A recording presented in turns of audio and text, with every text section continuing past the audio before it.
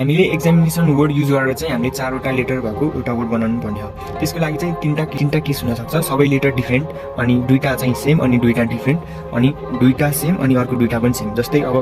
सबै डिफरेन्ट हुँदा जस्तै ANEX भयो अनि दुईटा सेम अरू डिफरेन्ट हुँदा AAEX भयो अनि अर्को दुईटा सेम अनि अर्को दुईटा सेम हुँदाखेरि दुईटा A दुईटा N भएको जस्तै भयो। अब सबै डिफरेन्ट हुँदाखेरि चाहिँ अब के हुन्छ भन्दाखेरि हामीसँग दुईटा A दुईटा N दुईटा A दुईटा N दुईटा I लाई चाहिँ के गर्नु पर्यो भन्दा एउटा मान्नु पर्यो, यो दुईटालाई एउटा मान्नु पर्यो अनि बाँकी भयो ANIEXMTO। त्यो गर्नलाई अब यति बाँकी भयो ANIEXMTO भयो अनि त्यही भएर हामी के गर्नु पर्यो भन्दा 1 2 3 4 5 6 7 8 8 परम्युटेसन चारवटा लेटरको एउटा वर्ड गर्नु पर्यो भने चाहिँ 8 परम्युटेसन गर्ने, त्यही भएर इक्वल्स टु कति आउँछ त्यही गर्ने। कम्बिनेसन गर्नु पर्यो, कम्बिनेसनमा त अब अर्डर म्याटर गर्दैन, त्यही भएर डाइरेक्ट 8 कम्बिनेसन गर्ने।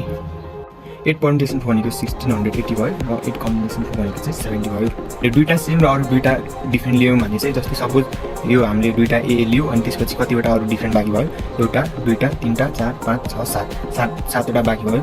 अनि दुईटा चाहिँ फिक्स भयो। त्यसको लागि 4 फ्याक्टोरियल अपन 2 फ्याक्टोरियल हुन्छ इन्टु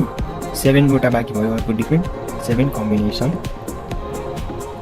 अरू चाहिँ 7 कम्बिनेसन 2 भयो इन्टु अनि त्यसलाई पनि फेरि हामीले 3 कम्बिनेसन 1 गर्न सक्छौँ 7 5 6 हुन्छ। र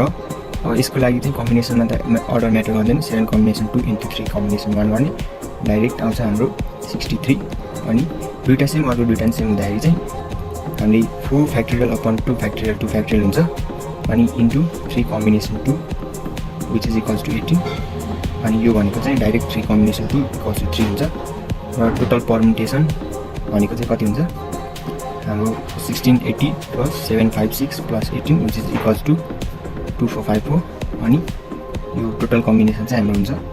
70 plus 63 plus 3 which is equals to 136 यति चाहिँ